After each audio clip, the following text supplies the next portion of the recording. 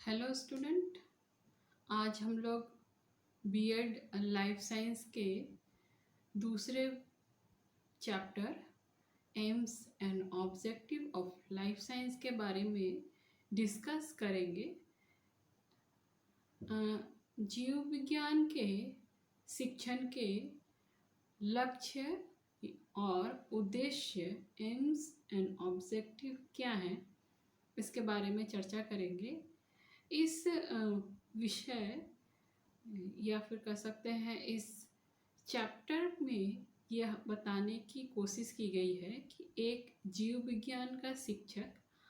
जब वो कक्षा शिक्षण में क्लास टीचिंग के समय में जब वो बच्चों को अपनी बातें कन्वे कर रहा होता है तो वो किस प्रकार से कन्वे करे कि बच्चों के अंदर विज्ञान विषय के प्रति जिज्ञासा बढ़ सके, या फिर हम लोग इसको ये कह सकते हैं कि वो किस प्रकार से इस विषय को बच्चों के सामने रखे कि बच्चों को वो अधिक से अधिक जानकारी दे सके, जिसको इस चैप्टर के माध्यम से इसका नाम जीव विज्ञान के शिक्षण के लक्ष्य और उद्देश्य के रूप में रखा गया है। जीव विज्ञान के शिक्षण के लक्ष्य और उद्देश्य एक शिक्षक के लिए कहने का अर्थ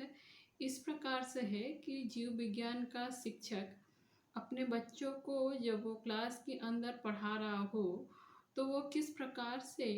बच्चों के सामने अपनी बातों को रखेगा। इसके लिए कक्षा में क्लासरूम में जाने से पहले वो किन किन बातों को ध्यान दे, या फिर कह सकते हैं कि वो किस प्रकार के लक्ष्यों को बना करके क्लासरूम के अंदर जाए और बच्चों को बताए उन बातों को जो वो आज के एक किसी या फिर कह सकते हैं कि किसी एक दिन के कक्षा शिक्षण के लिए वो पढ़ाने जा रहा है। उसी प्रकार से वो किस प्रकार के उद्देश्य को बना करके वो कक्ष के अंदर में जा कर के शिक्षण दे, जिससे कि वो अच्छी प्रकार से शिक्षण दे सके। इस बात को बताने के लिए ये विषय या ये चैप्टर बता रहा है। इस विषय को हम लोग दो भागों में, इस चैप्टर को दो भागों में बांटा गया है। सबसे पहला है जीव विज्ञान शिक्षण के लक्ष्य और दूसरा है जीव विज्ञान शिक्षण के उद्देश्य। हम लोग सबसे पहले भाग को जीव विज्ञान शिक्षण के लक्ष्य को देखेंगे। जीव विज्ञान शिक्षण का लक्ष्य क्या है? अगर देखें तो हम लोग देख पाएंगे कि जीव विज्ञान का जो शिक्षण है वो कुछ खास बातों को महत्वपूर्ण रूप में दर्शाता है या दिखाता है। ये जो खास बातें या महत्वपूर्ण विषय को दर्शा रहा है वो इस प्रकार से है कि ये लक्ष्य को जब वो बताना चाह रहा है तो वो कुछ प्रश्नों को सामने में रखता है एक शिक्षक के, या फिर शिक्षक लक्ष्यों का निर्माण करने से पहले अपने लिए कुछ खास प्रश्नों को रखता है, जिससे कि वह शिक्षण से पहले शिक्षण के लिए टीचिंग के लिए कुछ खास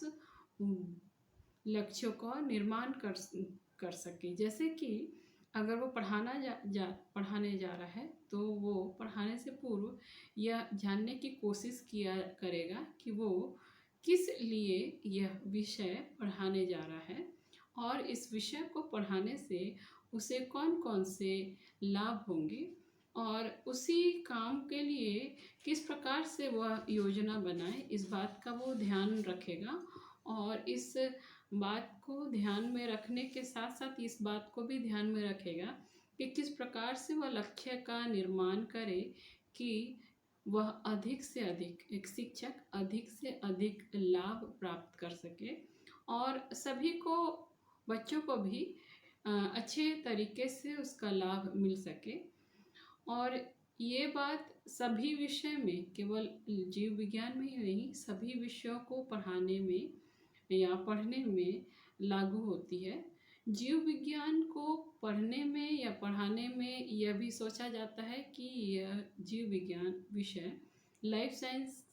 किस लिए बच्चों को पढ़ाया जा रहा है और इसको पढ़ाने से क्या क्या लाभ है। इन्हीं लाभों को बच्चों के सामने रख करके यह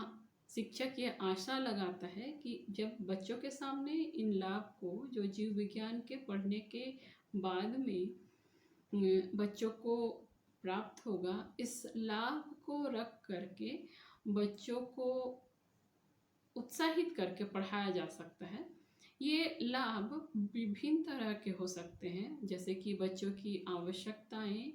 योग्यताएं और रुचि के अनुसार से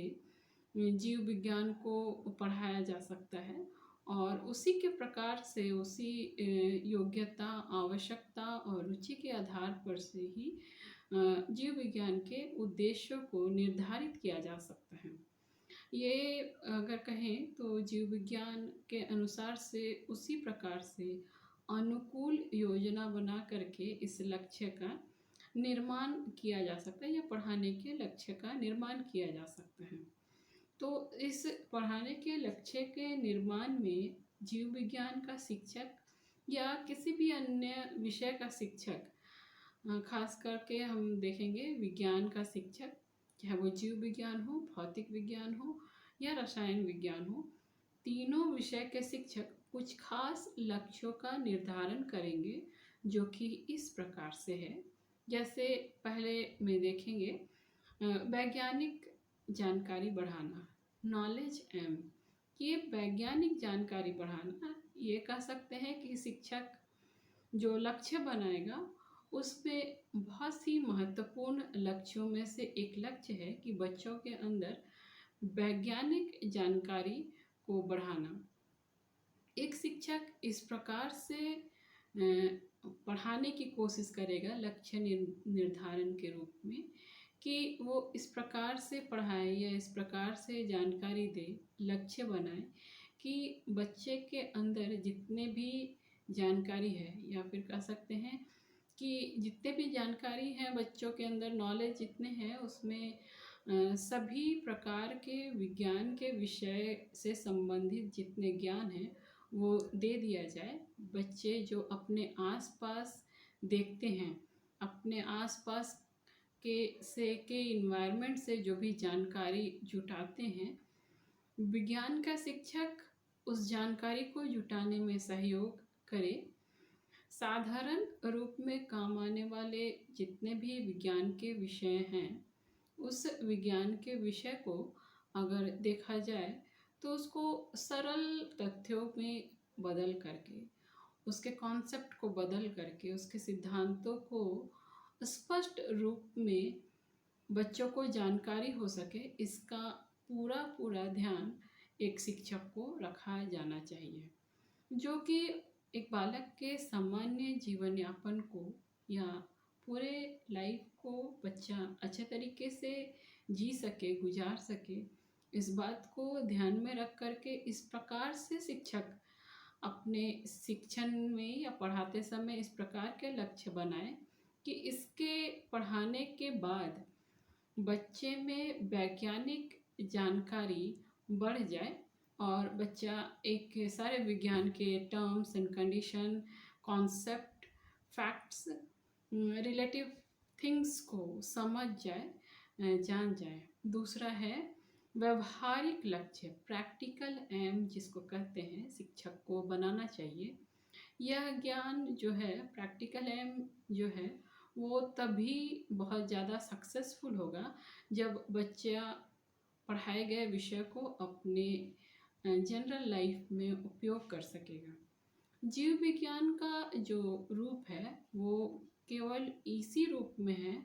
कि स्टूडेंट्स उसको प्रयोग के रूप में अपने जीवन के में अच्छे तरीके से ला सके। ये जीवन में लाने के लिए ये इसका जो प्रयोजन है वो यहीं तक सीमित नहीं है कि केवल बच्चे को वैज्ञानिक फैक्ट्स, रिलेटिव कॉन्सेप्ट्स के और फैक्ट्स की जानकारी दे दिया जाए, बल्कि यहाँ ये है कि बच्चे उस फैक्ट्स, थियोरीज एंड कॉन्सेप्ट्स को समझ करके उस नॉलेज के द्वारा उसको अपने जनरल लाइफ में उसको उपयोग कर सके, इस बात का शिक्षक को पूरा पूरा ध्यान रखा जाना चाहिए। जैसे कि अगर हम देखें तो बहुत सारी बातें वैज्ञानिक तौर पे हम लोग एक विज्ञान के शिक्षक होने के रूप में हम लोग बच्चों को बहुत सारी बातें देते हैं। जैसे कि विज्ञान के विषय में बहुत सारे बीमारियां और बीमारियों से संबंधित जो भी अ, बातें होती हैं, बीमारी से संबंधित जो भी काउजेज़ होते हैं और जो सिम्टम्स बॉडी में पाए जाते हैं और उससे बचने के तरीके पाए होते हैं, वो सारे बुक्स में रहते हैं। चाहे वो मलेरिया हो, चाहे वो टाइफाइड हो, चाहे वो पोलियो हो, चाहे अनेकों बीमारियों के बारे में किताबों में दिए रहते हैं। शिक्षक इस प्रकार से व्यवहारिक लक्ष्य इस विषय को पढ़ाने के रूप में बनाएं कि इन सारी बीमारियों के बारे में जब जीव विज्ञान का शिक्षक बता रहा हो तो बच्चा केवल उस बीमारी के बारे में ही ना जाने, अपने जनरल लाइफ में जब वो इस बीमारी से जूझ रहा हो, उसके आस पड़ोस के कैंडिडेट जब इस बीमारी से जूझ रहे हों, तो वो उनकी सहायता कर सके, अपनी भी सहायता करे, उस बीमारी से बच सके। जो प्रिकॉशन बरतना उस बीमारी से बचने के लिए वो करना है। अगर एक मनुष्य जो जीव विज्ञान पढ़ा है वो अगर शारीरिक रूप से कमज़ोर हो जाता है तो विज्ञान के विषय में बहुत सारे विटामिन्स के बारे में बताया जाता है जिसके कमी के होने के कारण एक मनुष्य बीमार हो जाता है। तो शिक्षक का यह लक्ष्य होना चाहिए, व्यवहारिक लक्ष्य होना चाहिए कि ये सारे बीमारियों को पढ़ाने के बाद जब बालक स्कूल से आगे चले जाता है या स्कूल में ही जब इस दौर से, इस बीमारी के दौर से गुजरता है, तो उस कामों को करके, उन सारे प्रिकॉशन को बरत के, उन सारे सिम्टम्स को देखते हुए प्रिकॉशन को बरत करके अपने शरीर के स्वास्थ्य को ठीक रखे और अन्य के भी शरीर के स्वास्थ्य को ठीक रखे, ऐसी बंदोबस्त कर पाए, ये देखना जरूरी होता है। तीसरा है वैज्ञानिक दृष्टिकोण। एक शिक्षक के रूप में इस तरह के लक्ष्यों का निर्माण एक शिक्षक, विज्ञान का शिक्षक करे जिससे कि बालक के वैज्ञानिक दृष्टिकोण का विकास हो जाए। वैज्ञानिक दृष्टिकोण का विकास या फिर वैज्ञानिक दृष्टिकोण, साइंटिफिक एटीट्यूड का डेवलपमेंट होना स्टूडेंट में, इसके लिए ये ज़रूरी है कि शिक्षक जब भी पढ़ा रहे हो तो बच्चों के सामने ऐसे ऐसे कॉन्सेप्ट रखे जिससे कि बालक, स्टूडेंट्स वैज्ञानिक ढंग से उस विषय के बारे में सोचने और समझने का काम उस बच्चे में डेवलप हो जाए, उस बच्चे में बढ़ जाए और वो हर चीज़ को जो भी उसके सामने घटित हो रहा है, चाहे वो अच्छा हो चाहे वो बुरा हो, जो भी साइंटिफिकली घटित हो रहा है, जैसे कि बार बार लाइट का चले जाना, रात में चंद्रमा का निकलना, चंद्रमा का आधा निकलना या आधा से कम निकलना, या फिर उसका किसी भी चीज़ का हमारे लाइफ में या हमारे बॉडी में प्रभाव पड़ना, जैसे नमकीन पानी का हमारे बॉडी में प्रभाव पड़ना, मीठे पानी का हमारे बॉडी में प्रभाव पड़ना। हमारा अगर हाथ पानी के अंदर काफ़ी देरी तक डाल दिए तो हाथ पे एक प्रकार का सूजन हो जाता है। इस प्रभाव का पड़ना हमारे बॉडी में, अनेकों बातें हमारे आसपास में, अनेकों बातें ऐसी होते रहती हैं जिसका कहीं ना कहीं वैज्ञानिक कारण होता है। ये शिक्षक का पढ़ाने का ये महत्वपूर्ण कार्यों में लक्ष्य निर्माण के रूप में यह खास है कि शिक्षक वैज्ञानिक दृष्टिकोण का निर्माण अपने स्टूडेंट्स में करा सके। वैज्ञानिक दृष्टिकोण का निर्माण अपने स्टूडेंट में कराने का अर्थ इसी रूप में है कि हमारे इन्वायरमेंट में जो भी साइंटिफिकली बातें हो रही हैं, चल रही हैं, ये साइंटिफिकली बातों का प्रभाव बच्चों के अंदर हो और बच्चे उस बातों को जानने के लिए क्योर हो, क्यूरियोसिटी उनमें डेवलप हो कि बच्चा उन बातों को जान सके, उस बातों को जानने के लिए, सोचने के लिए, विचारने के लिए मजबूर हो जाए कि बगल में क्या हो रहा है। आज फ़ीवर हुआ तो ऐसा क्या हुआ कि फ़ीवर हो गया, ज़ुकाम हो गया तो ऐसा क्या हुआ कि ज़ुकाम हो गया। हम देख पा रहे हैं किसी भी चीज़ों को तो ऐसी बातें क्या हो गई कि देख पा रहे हैं किसी भी चीज़ों को, रंग के अलग-अलग पैटर्न को देख रहे हैं, तो हमारी आँखों में ऐसे क्या है कि रंग के अलग-अलग पैटर्न को बड़े बारीकी से देखते जा रहे हैं। तो ये सारी बातें एक स्टूडेंट जान सके, जानने की क्यूरियोसिटी बढ़ जाए, इस प्रकार का लक्ष्य का निर्माण एक शिक्षक को करना चाहिए, ताकि वो जब क्लास में जाकर के इस प्रकार के लक्ष्यों को बनाने के बाद जब वो क्लास में जाकर के इस बात को कन्वे कर रहा हो, अपनी बातों को, अपने आज के विषय को कन्वे कर रहा हो, तो वो अच्छे तरीके से कन्वे कर सके, ताकि बच्चों में उस विषय से संबंधित जितने भी वैज्ञानिक जानकारी हैं या वैज्ञानिक बातें हैं, उसको उस वैज्ञानिक दृष्टिकोण से जोड़ के देखें, और उस विषय से संबंधित अलग अलग और भी जो भी बातें हैं, अलग अलग जो भी बातें हैं, उस अलग अलग बातों को, वो हर बातों को वैज्ञानिक दृष्टिकोण से देख सके और उसको खोज करके निकाले कि आखिर ये बातें क्या हैं। या फिर कह सकते हैं कि बच्चों के सामने इस तरह से बातों को रखा जाए कि नए नए वस्तुओं के बारे में जानने और खोजने की इच्छा बच्चों में जागृत हो जाए। तीसरी बात है, आगे है सांस्कृतिक लक्ष्य, कल्चरल एम्स। शिक्षक के सामने एक और भी महत्वपूर्ण विषय आता है जब वो लक्ष्यों का निर्माण करता है, चाहे वो किसी भी देश का हो, चाहे वो भारत का हो या किसी अन्य देश का है। वो शिक्षक इस बात का ध्यान रखता है कि किस प्रकार से लक्ष्यों का निर्माण करें, जिससे कि उस जगह के सभ्यता और संस्कृति को चलाते हुए, आगे बढ़ाते हुए बच्चों को विज्ञान की जानकारी दें। अगर हम देखें तो आज हमारे पास आधुनिक काल में हर मनुष्य अपने जीवन को चला रहा है। ये आधुनिक काल जो है, ये बताता है कि अ, मनुष्य आज तक जिस रीति में पहुंचा है, जहाँ तक पहुंचा है, उसके पीछे अनेकों सभ्यता और संस्कृति छुपी पड़ी है, या फिर कह सकते हैं कि अनेकों सभ्यता और संस्कृति के बदलते बदलते या एक के बाद दूसरा, दूसरे के बाद तीसरा आने के साथ साथ आज हम लोगों के पास बहुत सारी बातें आ गई हैं, और जितनी भी सारी बातें आई हैं उसमें उस जगह के, उस परिवेश की संस्कृति और सभ्यता छुपी हुई है। और यही वैज्ञानिक उन्नति का, किसी भी देश के वैज्ञानिक उन्नति का कारण हुआ है कि वो उस जगह पे, उस परिस्थिति में बताया है। इसको हम लोग इस रूप में अच्छे तरीके से जान सकते हैं। जीव विज्ञान के विषय को जब पढ़ रहे हो या जान रहे हो, तो इस विषय में जानने के लिए हम लोग इस रीति से जान सकते हैं कि जो भी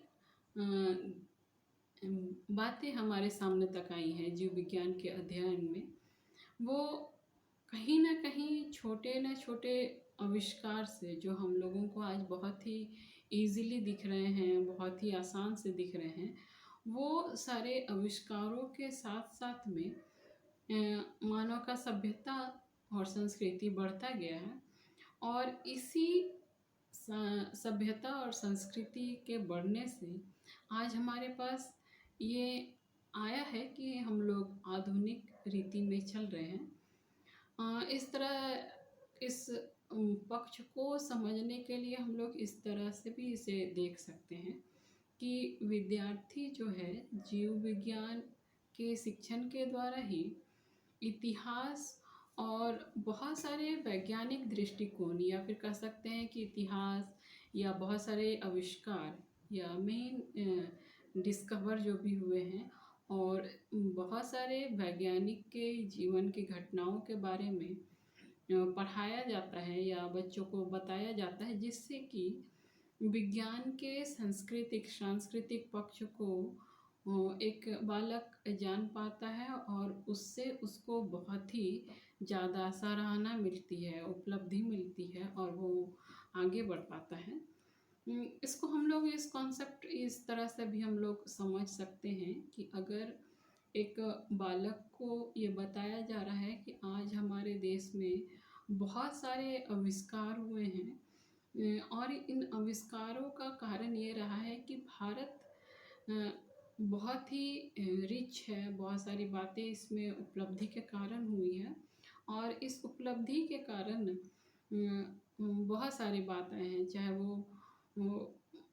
सेल के आविष्कारक हों, चाहे वो भारतीय आविष्कारक हों। वो आविष्कारक इस रूप में आए हैं कि हमारे पास हमारे भारत में बहुत सारे अच्छे संस्कृति हैं, सभ्यता हैं और ये सभ्यता one generation to next generation चलती आ रही है। और ये जो संस्कृति है, ये जो सभ्यता है, वो हमारे देश की है और हम इसको आगे बढ़ाना चाहिए। इस तरह से बातें आती हैं। नेक्स्ट है सामाजिक लक्ष्य, सोशल एम्स। शिक्षक विज्ञान का शिक्षक, जीव विज्ञान का शिक्षक जब भी बच्चों को पढ़ा रहा हो, ज्ञान देने की बात है और उसके सामने लक्ष्य की बात है, तो जैसा कि हम शिक्षा के विषय को पढ़ाते हैं, तो खास रूप में ये कहते हैं कि जब भी एक शिक्षक शिक्षा दे रहा हो तो वो समाज की उन्नति के लिए शिक्षा दे रहा होता है, क्योंकि एक मनुष्य के व्यवहार के परिवर्तन के साथ साथ समाज के परिवर्तन जुड़ा रहता है, समाज का परिवर्तन जुड़ा रहता है। अब जब जीव विज्ञान का शिक्षक होने के नाते सामाजिक लक्ष्यों का निर्माण कर रहा हो, तो इसमें शिक्षक का यह मूल काम यह होता है कि वो अपने लक्ष्यों को बनाते हुए, चाहे वो किसी भी चैप्टर के बारे में बता रहा हो या बना रहा हो, उस लक्ष्य के बारे में, सामाजिक लक्ष्य को उस पढ़ाने के समय में रखना उसे ज़्यादा महत्वपूर्ण लगना चाहिए। ये ज़्यादा महत्वपूर्ण लगना चाहिए, ये इस बात को दर्शाता है कि जितने भी वैज्ञानिक युग हैं या फिर हमारे पास जितने भी डिस्कवर हुए हैं, वो किसी ना किसी रूप में हमारे पास डेली के यूज़ करने वाली वैज्ञानिक जानकारी के व्यावहारिक रूप में हमारे सामने आए हैं। अगर देखें तो इसके अंतर्गत शिक्षा के आधार पे जीव विज्ञान में अगर हम लोग देखें कि सामाजिक लक्ष्य को अगर आधार बना के देखा जाए, तो यह देखा जाता है शिक्षक के रूप में कि मैं किस प्रकार से शिक्षा दूं कि पूरा का पूरा समाज उससे लाभान्वित होगा, उससे समाज को लाभ होगा। जीव विज्ञान शिक्षक के द्वारा, लाइफ साइंस टीचर के द्वारा जो भी सिखाया जा रहा हो, वो इस प्रकार से सिखाया जाए कि एक बच्चा जो है वो अच्छा नागरिक भविष्य में बन जाए, समाज के लिए और देश के लिए वो उन्नति का कारण हो, ऐसी बातों को बनाया जाता है इस सामाजिक लक्ष्य का निर्माण करने के लिए। जीव विज्ञान पढ़ाते समय इस बात का खास ध्यान रखना चाहिए शिक्षक को, खास करके लक्ष्यों को बनाते समय। खास करके साथ साथ में इस बात का भी ध्यान रखना चाहिए कि जो भी वो पढ़ा रहा है, सामाजिक लक्ष्य के रूप में उसकी उन्नति पाने, सामाजिक उन्नति पाने के लिए बच्चों को वो उस विषय का पूरा ज्ञान दे। खास करके जीव विज्ञान के उस पक्ष को जिससे कि एक मनुष्य का हानि हो जाए या फिर विज्ञान के विनाशकारी पक्ष का जानकारी दे, और उस बात का भी जानकारी दे जिससे कि मनुष्य का लाभ हो। कहने का अर्थ ये है कि अच्छी बातों को भी जानकारी एक शिक्षक को देनी चाहिए और बुरी बातों का भी जानकारी एक शिक्षक को देना चाहिए, ताकि बच्चे अच्छी बातों के लिए प्रोत्साहित हो और समाज कल्याण या समाज वेलफेयर के लिए उसको यूज़ कर पाए, और स्टूडेंट्स के लिए ये हितकारी साबित हो और वो गलत बातों को हटा दे और अपने लाइफ में उन सारी बातों को यूज़ करे, ताकि अ, समाज भी उससे फ़ायदा उठा सके। नेक्स्ट है जीविकोपार्जन संबंधी लक्ष्य या वोकेशनल एम्स कहेंगे। जीव विज्ञान का शिक्षक जब वो शिक्षण के लिए बातों को बना रहा हो या बता रहा हो, तो ये ज़रूरी है कि वो इस प्रकार से बनाए कि इस प्रकार से शिक्षण को बनाए कि हर बच्चा जो स्कूल आ रहा है पढ़ने के लिए, पढ़ने के बाद उस विषय से वो लाभान्वित होकर के अपने लिए जीविकोपार्जन के लिए वो काम की बातों को ले सके या देख सके, ऐसा वो उस विषय से अपने लिए उपयोग ले सके, अपने लिए काम ले सके। इस प्रकार से शिक्षक को पढ़ाते वक्त इन बातों को ध्यान में रखना चाहिए। जैसे कि अगर शिक्षक बहुत सारी बातों को पढ़ाता है, जैसे एक विषय के रूप में मैं आपके सामने बताना चाहूँगी। अगर एक शिक्षक खेती के बारे में बता रहा है, पेड़ पौधों के बारे में बता रहा है, पेड़ या फिर किसी प्लांट की प्रकृति के बारे में बता रहा है, इस विषय को बताने के ऊपर शिक्षक को लक्ष्य निर्माण करते समय इस बात का ध्यान रखना चाहिए कि किस प्रकार से इस विषय को बच्चों के सामने रखें कि बच्चा उससे लाभान्वित होकर के अपने लिए उस विषय से, चाहे वो कोई भी विषय है, उससे बालक जब अपने स्कूल का लाइफ समाप्त कर रहा है और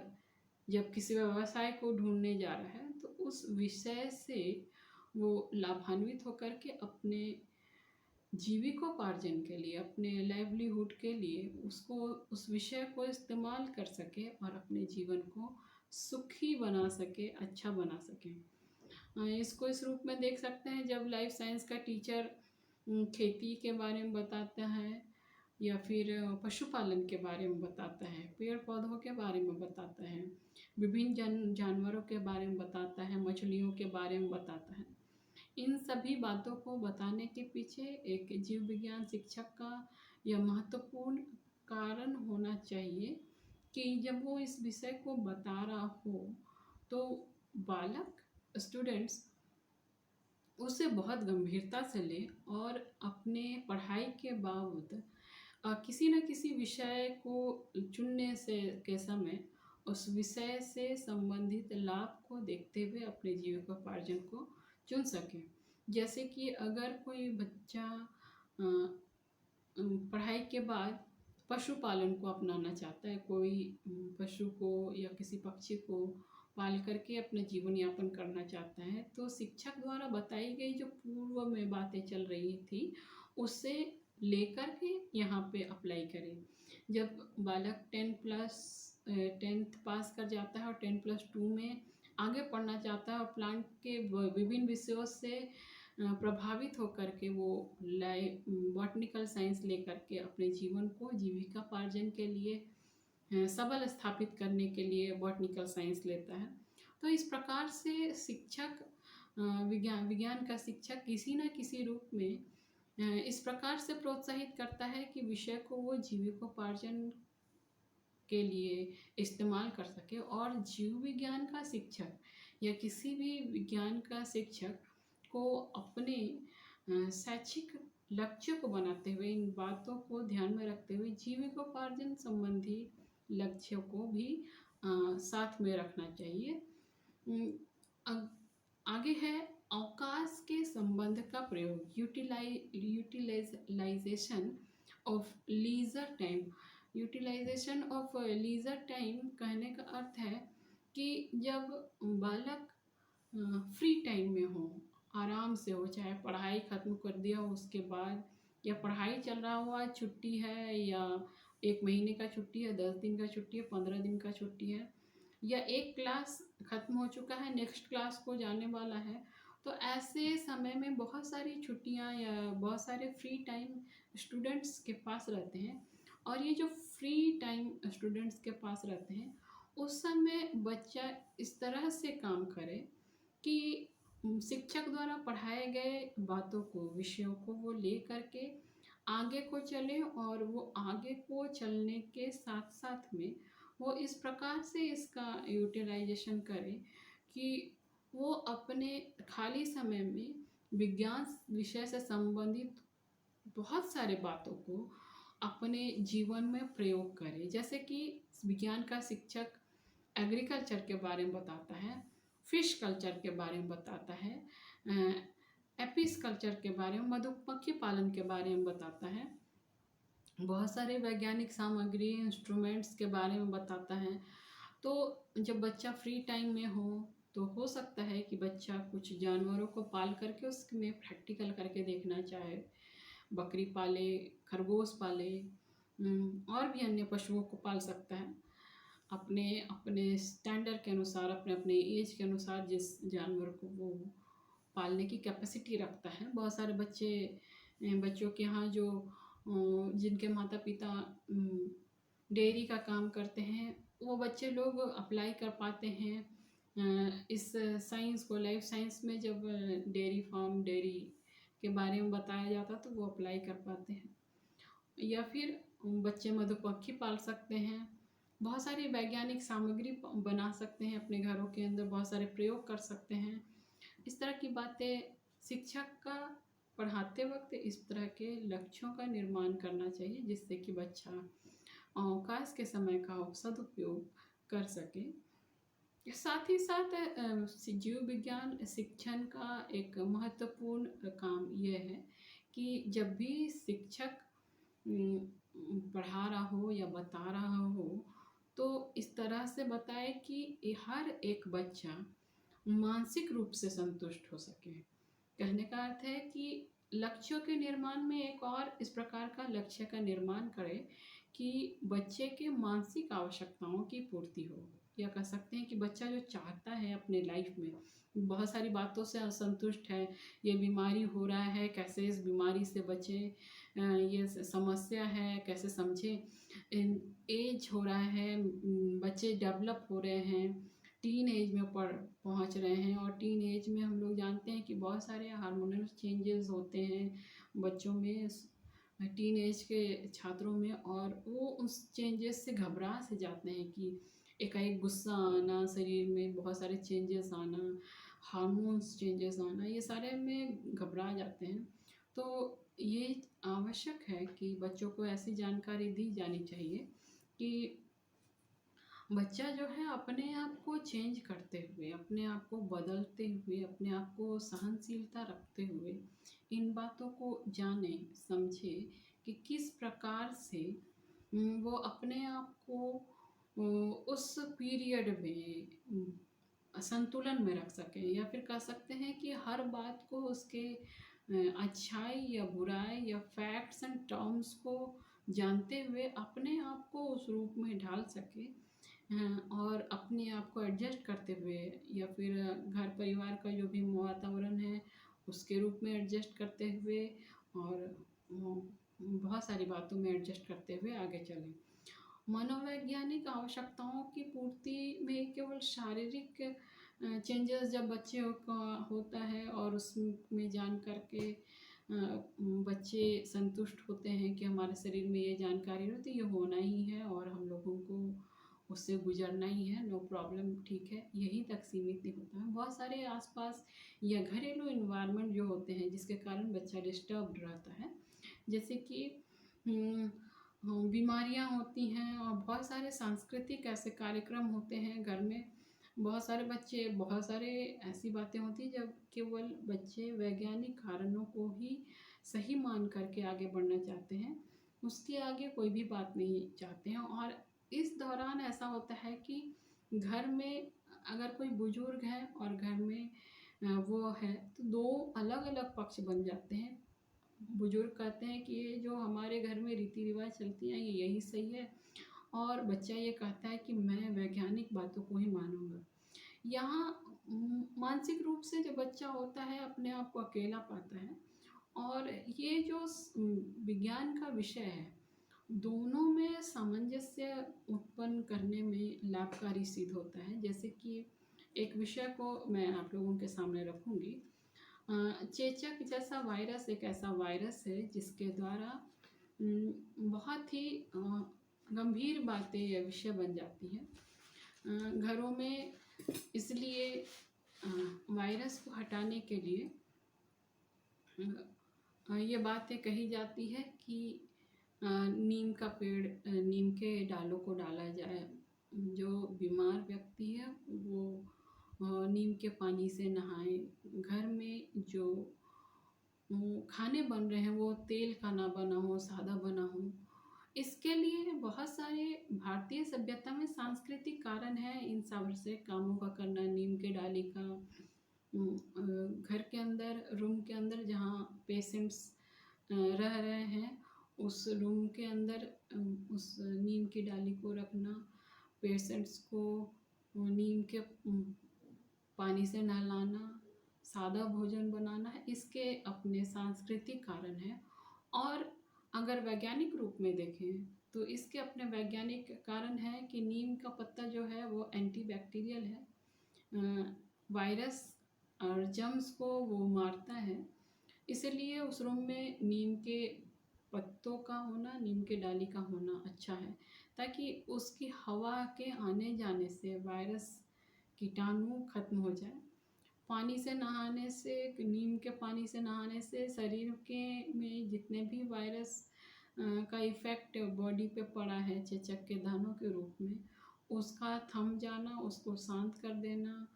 चंदन का पाउडर जो है वो ठंडक देता है, क्योंकि जो चेचक है वो ज़्यादा जलन भरा और खुजली वाला होता है, तो चंदन उसमें ठंडक देता है। तो अगर बुजुर्ग में और बच्चों में दोनों में किसी इस संस्कृति को लेकर कॉन्फ्लिक्ट है तो विज्ञान उस दोनों के मानसिकता को संतुष्ट करता है और मानसिक आवश्यकताओं की पूर्ति करते हुए बच्चों को भी अपने संस्कृति और धरोहर को संभालने में प्रगति देता है। तो शिक्षक को चाहिए कि इस तरह के लक्ष्यों का निर्माण करे जिससे कि वो आगे बढ़ जाए। नेक्स्ट है अन्य विषयों के शिक्षण में सहायक होना। जब भी शिक्षक बढ़ा रहा हो, लक्ष्यों का निर्माण करने जा रहा हो, तो इन बातों को ध्यान में रखना है कि शिक्षक जब वो पढ़ा रहा हो तो इस प्रकार से पढ़ाए कि एक साथ केवल एक विषय जीव विज्ञान पे ही फोकस न करे, वो दूसरे विषयों को भी इससे कनेक्टेड करते हुए पढ़ाए, या उस विषय को जिससे पढ़ा रहा हो इस प्रकार से पढ़ाए कि दूसरे विषय को भी पढ़ने में बच्चों को सहायता हासिल हो। जैसे कि अगर बॉटनिकल साइंस पढ़ा रहा तो बहुत सारे पेड़ पौधे ऐसे होते हैं कि किसी खास रीजन में ही मिलते हैं, और शिक्षक जब इस तरह से पढ़ाता है कि कौन सा पेड़ किस खास रीजन में मिलता है, कौन सा पेड़ किस खास रीजन में नहीं मिलता है,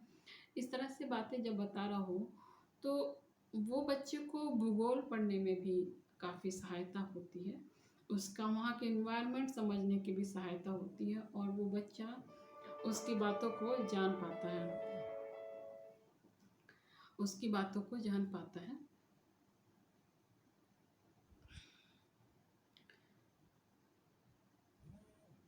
यहाँ पे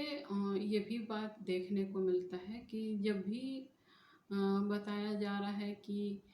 किस प्रकार से ये बातें आ रही हैं, किस प्रकार से सिम्टम्स चल रहे हैं, तो किस प्रकार से सिम्टम्स चल रहे हैं, तो इस बात का ध्यान रखा जाता है कि किस प्रकार से विषयों को बताते हुए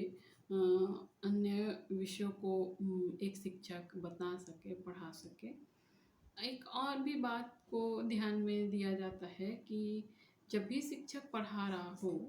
तो किस प्रकार से शिक्षक पढ़ाए जिससे कि वो बच्चों में कुशलता या बहुत सारे स्किल्स को डेवलप कर सकें। इस प्रकार के उद्देश्य लक्ष्यों का निर्माण करके एक शिक्षक को पढ़ाना चाहिए, जिससे कि बच्चों में बहुत ही लाभ हो। अगर देखा जाए तो बहुत बार बहुत सारे छोटे-छोटे प्रयोग को करके और बहुत सारे कामों को करके बच्चों में उस विषय के लिए रुचि और आवश्यकता को डेवलप किया जाता है, और ये रुचि और आवश्यकता और आकर्षण बच्चों को उस विषय से संबंधित कौशल को डेवलप करने में सहायता होती है, सहायक सिद्ध होती है। यहाँ पे जितने भी लक्ष्य हैं, ये जो लक्ष्य हैं वो बहुत ही प्रभावी रूप से उद्देश्यों के निर्माण करने में सहायक सिद्ध होती है। जीव विज्ञान शिक्षण में लक्ष्य के साथ साथ उद्देश्यों को भी निर्माण करना पड़ता है शिक्षण को देने के लिए, या फिर कह सकते हैं कि विज्ञान के शिक्षक के लिए यह आवश्यक है कि वो अच्छा शिक्षण दे। इसके लिए वो कुछ खास बातों को ध्यान में रखे, जिससे कि वो बच्चों को बहुत ही अच्छे तरीके से पढ़ा सके, बता सके। यहाँ पे दो शब्द हैं, जीव विज्ञान के लक्ष्य और उद्देश्य। लक्ष्य अगर हम देखें तो उसको इंग्लिश में कहते हैं एम्स, और उद्देश्य ये है ऑब्जेक्टिव। अगर लक्ष्य है तो वो लक्ष्य को वो बहुत ही बड़े रूप में देखा जा सकता है, और लक्ष्य को बड़ी बड़ी बातों के लिए देखते हैं, जनरल बातों के लिए देखते हैं, या फिर कह सकते हैं कि लक्ष्य जो है वो उसको बड़े पैमाने पे देखा जाता है। ऑब्जेक्टिव जो है उसी के छोटे छोटे रूपों में बांट दिया गया है, जिसको हम लोग कह सकते हैं कि सबसे पहले उद्देश्य है और उसके बाद लक्ष्य है। लक्ष्य अपने विस्तृत रूप को या बृहत रूप को दिखाता है, और उद्देश्य अपने छोटे रूप को दिखाता है। अगर हम लोग देखें तो स्कूल में जब जीव विज्ञान का एक शिक्षक जो है वो बहुत ही साधारण रूप में अपने शिक्षण के उद्देश्यों का निर्माण करता है। ये जो शिक्षण के उद्देश्य का निर्माण एक शिक्षक कर रहा होता है, वो शिक्षण का उद्देश्य का निर्माण इस रूप में कर रहा होता है कि बच्चों में उसके व्यवहार में, बच्चे के व्यवहार में परिवर्तन हो सके। ये जो व्यवहार है वो 3 रूपों में परिवर्तन हो, या उस बच्चे के जीवन के 3 पक्षों को प्रभावित करने वाला व्यवहार में परिवर्तन हो। ये 3 पक्ष हैं ज्ञानात्मक, नॉलेजेबल, भावात्मक और क्रियात्मक। यहाँ पे जब भी अगर एक शिक्षक साधारण रूप में उद्देश्य का निर्माण कर रहा हो, तो उसे ये ज़रूरी है कि वो इस प्रकार से उस उद्देश्य को का निर्माण करे जिससे कि बालक के इन 3 पक्षों का बढ़ोतरी हो। इन उद्देश्यों को व्यवहारिक रूप में परिवर्तन होने के लिए इस रूप में हम लोग इससे कैटेगराइज किया जा कर सकते हैं, या इसे परिवर्तित कर सकते हैं कि एक बालक में कुछ इस तरह के बातों में परिवर्तन हो, जैसे कि बच्चों में ज्ञानात्मक भाव उत्पन्न हो, या फिर ज्ञान हो, नॉलेज हो बच्चे में, बोधात्मक हो, प्रयोग करने में सबल हो बच्चा, उसमें बहुत सारे स्किल्स डेवलप हो, इंटरेस्ट डेवलप हो, और उसमें एटीट्यूड हो, दृष्टिकोण हो, सब बहुत सारी बातों को जानने के लिए, और बहुत सारे नॉर्मल या प्रशंसनात्मक बातों को जान पाए। ये सारी बातें जीव विज्ञान शिक्षण के उद्देश्यों को बताता है। या फिर कह सकते हैं कि एक शिक्षक जब पढ़ाने के लिए तैयारी कर रहा है तो ये सारे उद्देश्यों को ध्यान में रख करके पढ़ाएं। इसमें कुछ खास खास बातें हैं, जैसे कि पहला है ज्ञानात्मक उद्देश्य, नॉलेज ऑब्जेक्टिव। एक जीव विज्ञान का शिक्षक जो पढ़ा रहा हो वो इस प्रकार से पढ़ाए कि उसे बच्चे को उस विषय से संबंधित सारे ज्ञान आ जाए। जैसे वो तथ्यों को जान सके, विज्ञान विषय के सारे टर्म्स एंड कंडीशन जान सके, उसमें जितने भी अवधारणाएं हैं जान सके, परिभाषाएं जान सके, उसके नियम जान सके, उसके छोटे छोटे कॉन्सेप्ट को जान सके, उसमें जितने भी सिद्धांत हैं उसको जान सके। ये सारी बातें एक टीचर के लिए महत्वपूर्ण है कि वो बच्चों को वो सारी बातें दे। दूसरा है बोधात्मक उद्देश्य, अंडरस्टैंडिंग ऑब्जेक्टिव्स। इस प्रकार से शिक्षक पढ़ाए जिससे कि विज्ञान विषय से संबंधित सारे पद, स्टेप्स, जितने भी कॉन्सेप्ट्स हैं, जितने भी परिभाषाएं हैं, जितने भी सिद्धांत हैं, जितने भी नियम हैं, उससे संबंधित सारे के सारे ज्ञान स्टूडेंट्स को दे दिया जाए। या फिर कह सकते हैं कि इस तरह से दिया जाए जिससे कि एक बच्चा सारे कॉन्सेप्ट्स को बहुत ही अच्छे तरीके से समझ जाए, देख ले और उसको समझने की प्रयास करे। नेक्स्ट है कौशलात्मक उद्देश्य, स्किल्स ऑब्जेक्टिव। यहाँ पे टीचर इस प्रकार से उद्देश्य का निर्माण करे कि जब वो ज्ञान दे, बच्चा बोध अपने लिए उस विषय के लिए करे, प्रयोग बताए जब टीचर, तो ऐसे ऐसे कार्यों को करने से बच्चे के अंदर बहुत सारे स्किल्स डेवलप हो जाए। जैसे कि प्रयोग करने के स्किल्स है, टीचर क्लासरूम में प्रयोग दिखाता है, स्टूडेंट्स घर में जाके वो प्रयोग करता है। उपकरण जितने भी इंस्ट्रूमेंट स्कूल में दिखाए जा रहे हों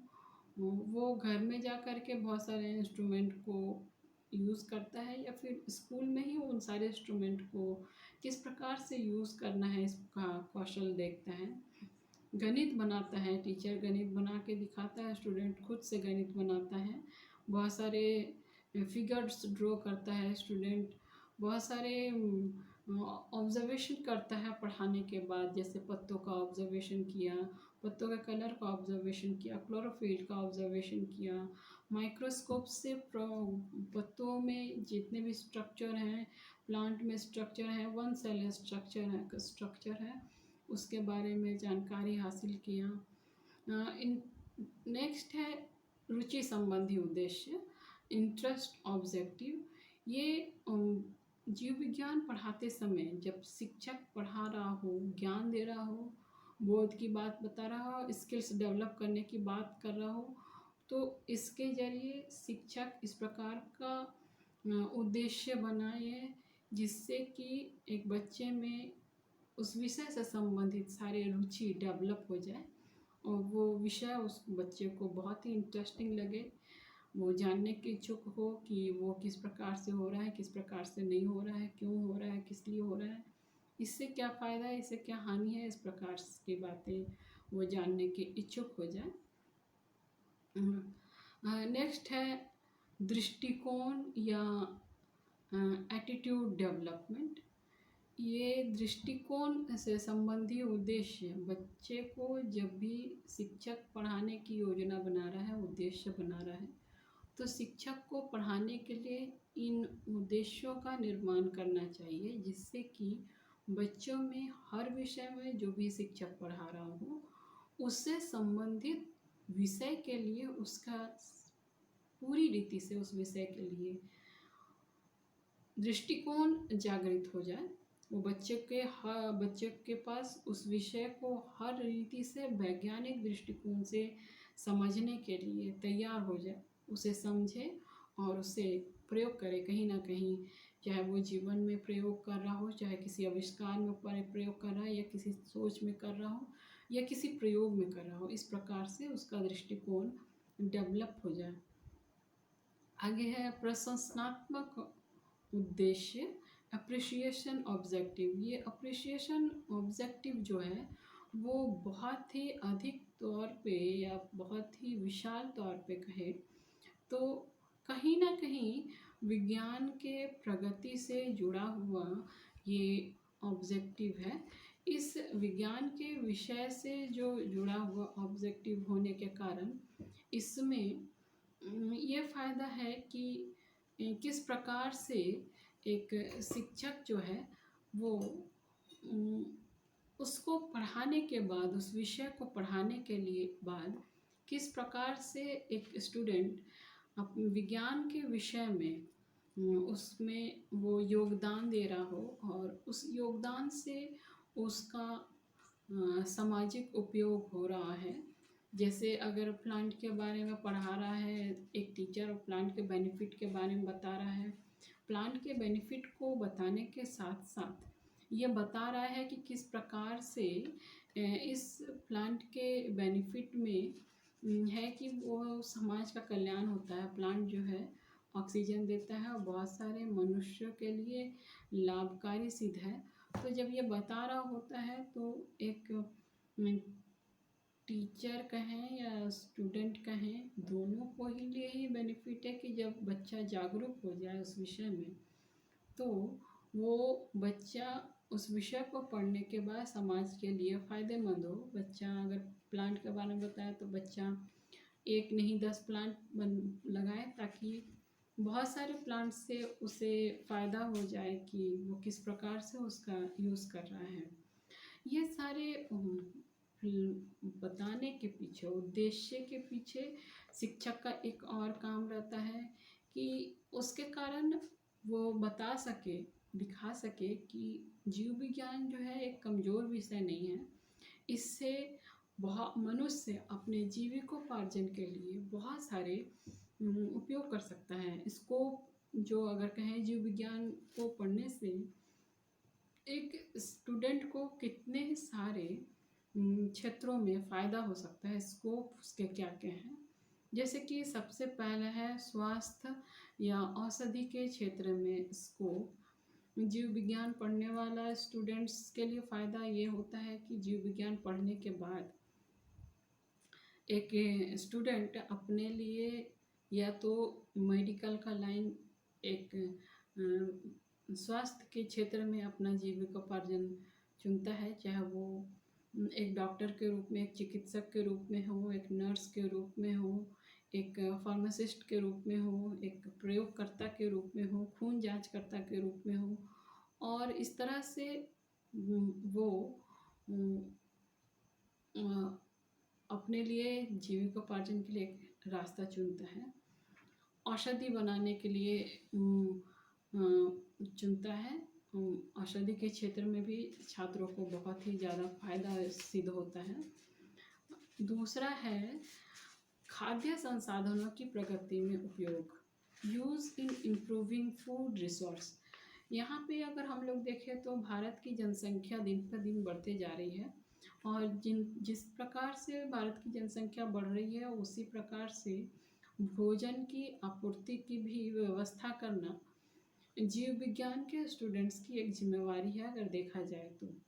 जीव विज्ञान का स्टूडेंट्स जब वो जीव विज्ञान के द्वारा लाभान्वित होता है तो वो बहुत ही दूर तक उसका प्रयोग अपने जीविकोपार्जन के लिए कर सकता है। चाहे वो माइक्रोबायोलॉजी के तौर पे एक जेनेटिक्स का निर्माण करके बहुत सारे पशुओं का, बहुत सारे पक्षियों का नस्ल सुधारने के लिए मददगार साबित कर सकता है और बहुत सारे फूड प्रोडक्शन, बहुत सारे फसलों का, अच्छे फसलों को उपजाने के लिए मददगार साबित हो सकता है। तीसरी बात है पशुपालन और पशु चिकित्सा के क्षेत्र में भी उपयोग कर सकता है। एक विज्ञान का स्टूडेंट पशु चिकित्सक बन सकता है, एक पशु के फार्मासिस्ट के रूप में काम कर सकता है, पशु में जितने भी टेस्ट होते हैं उसके रूप में भी अपने लाइफ को चुन सकता है।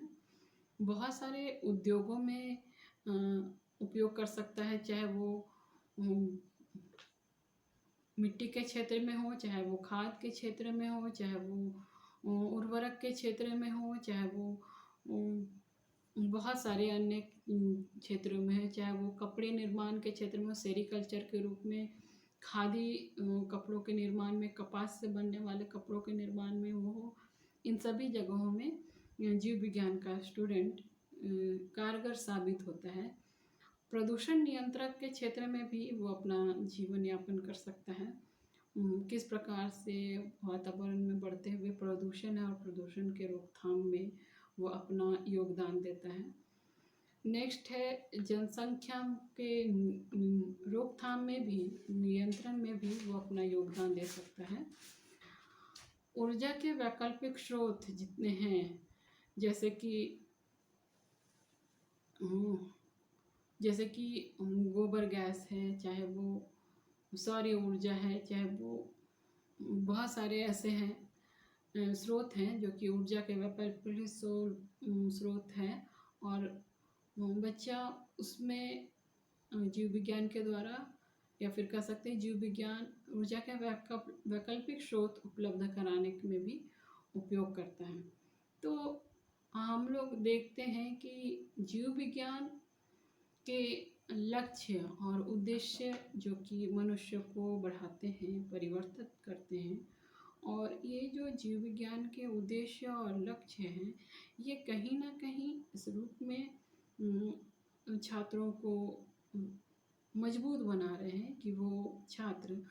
वो उस रूप में अपने जीवन को आगे बढ़ाते हुए, लेते हुए अपने जीवन को कामयाब कर सके, और जीव विज्ञान से अपने लिए जीविकोपार्जन के लिए भी बहुत सारे ऐसे क्षेत्र हैं जिसको अपने जीवन में लेकर के आगे बढ़ सके। तो आज के लिए इतना ही। नेक्स्ट आगे वीडियो में बात करेंगे, तब तक के लिए धन्यवाद।